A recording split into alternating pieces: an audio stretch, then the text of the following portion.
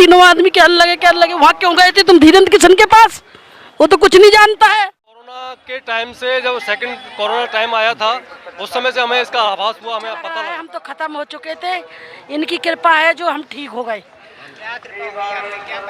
परेशानी मैं वेंटिलेटर पे थी, 3 महीना मैंने कुछ नहीं खाया। 3 महीने बाद जब हम यहाँ आए ना, तो यहाँ से जो हमारे लड़का बहू आए थे, अर्जी लगाई तो हम होश में आए। होश में आने के बाद यहाँ ले आए तो मंदिर पे लिटा दिया रात के 2 बजे। जाके बोले जो कर्मचारी हैं वो बोले कि तुम जाओ हमारे घर वालों से बाहर बैठो, जो ठीक हो जाएंगी तो अपने आप पहुँच जाएंगी। पता नहीं कितनी टाइम हमें वहाँ गाड़ी के पास आगे लगी थी गाड़ी, कम से कम 1 किलोमीटर दूर, वहाँ हम पता नहीं कैसे पहुँच गए। पहुँचने हमारे घर वाले मंदिर के पास बैठे रहे। वहाँ जाके हमने दूसरे से फ़ोन कराया तो वो कहने लगे कि मैंने बोला अंकल से थोड़ा बात करा दो। बात कराई तो कहने लगे कहाँ हो, मैंने कहा हम गाड़ी के पास पहुँच गए। तो सब खुश हो गए कि चलो अच्छी बात है, गाड़ी के पास पहुँचे। जो चलते नहीं थे वो गाड़ी के पास पहुँच गए। बस मंदिर में बस बस बस बस कोई मुलाकात नहीं हुई मेरी धाम पे आने की। बहुत अच्छी है, बहुत कृपा होती है। रात के 2 बजे हम अपने गांव जा रहे ससुराल, वहाँ पर क्या हुआ कि रात के 1-1:30 बजे तेल खत्म हो गया गाड़ी का। अब बोले कि क्या करें, तो हमारा लड़का बीच वाला कहने लगा कि ऐसा करो कि बाबा से कहो कि हम जो है स्टब नहीं पकड़ रहे, तुम धक्का लगाओ। तो उधर से एक बिलोरो आई सफ़ेद, 3 आदमी बैठे थे उसके अंदर। वो 3 आदमी आकर के कहने लगे कि क्या बात है, कही कि हमारी माँ की तबीयत खराब है और हम अपनी बहू बेटी बैठी हुई हैं, तेल ख़त्म हो गया। वो तीनों आदमी कहने लगे वहाँ क्यों गए थे तुम धीरेन्द्र किशन के पास, वो तो कुछ नहीं जानता है। कई चीज़ जाना है, हमारी माँ ठीक हुई तो हमें तो जाना है और हम तो मान रखा है, हम तो ज़िंदगी जीवन में उनके ही उसमें रहेंगे। कि भाई नहीं मानते हो तो चलो थोड़ी आगे गाड़ी बढ़ाओ। आगे गाड़ी बढ़ाई, एक लड़का बुलाया, 2 लीटर का तेल का बोतल ले आया, बोले डालो गाड़ी में डाला है।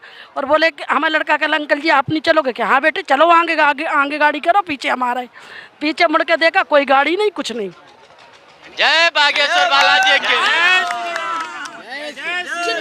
सबसे पहले हमें परिचय दीजिएगा। मैं जयपुर राजस्थान से आया हूँ और मुझे 2 दिन हो गए यहाँ पे, और जब तक ये प्रोग्राम चलेंगे जब तक यहीं रहूँगा मैं। और ये सन्यासियों की और महात्माओं की तपोभूमि है। यहाँ वैसे ही अगर संतों के पैर पड़ते हैं तो हर आदमी की बाधाएं अपने आप ही दूर हो जाती हैं। धाम में इतनी शक्ति है। आपको कब से अनुभूति हुई कि आपको बागेश्वर धाम जाना चाहिए, यहाँ पे सच्चाई है? ये कोरोना के टाइम से, जब सेकंड कोरोना टाइम आया था उस समय से हमें इसका आभास हुआ, हमें पता लगा। तो महाराज से हम मिल नहीं पाए। महाराज जयपुर भी गए थे लेकिन उस समय हमारे पास सूचना नहीं थी इनकी। और अभी 1 महीने पहले अभी ये सालासर वहाँ जाके आए थे। जब भी हमने मिलने की कोशिश की लेकिन ये वहाँ रुके नहीं थे, टाइम इनके पास कम था तो उनसे मिल नहीं पाए थे। लेकिन मैं काफ़ी टाइम से ही मैं आने की इच्छा हो रही थी मेरी।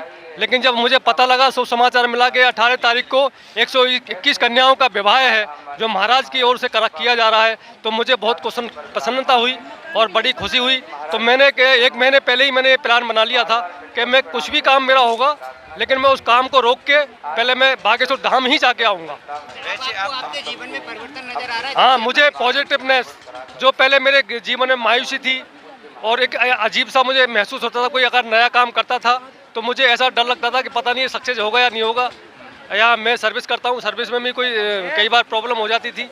तो मुझे जब से मैंने इनका ये देखा है, जब से इनका नाम लेना मैंने चालू किया है, बागेश्वर धाम का, सन्यासी बाबा का और गुरु महाराज का, तब से मुझे मेरे शरीर में, मेरे मन में मुझे कुछ ऐसा पॉजिटिव फील होती है। मेरे आसपास का जो वातावरण है मुझे पॉजिटिव लगता है।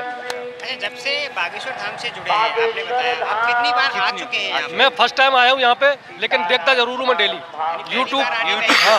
हाँ, यूट्यूब पर मैं कोरोना के टाइम से, सेकंड कोरोना वार जब हुआ था उस समय से ही मैं कंटिन्यू बाबा को फॉलो करता हूँ, महाराज को फॉलो करता हूँ। और विरोध भी कर रहे हैं? नहीं, वो अनग्रहण बातें हैं, उनसे कोई मतलब नहीं है।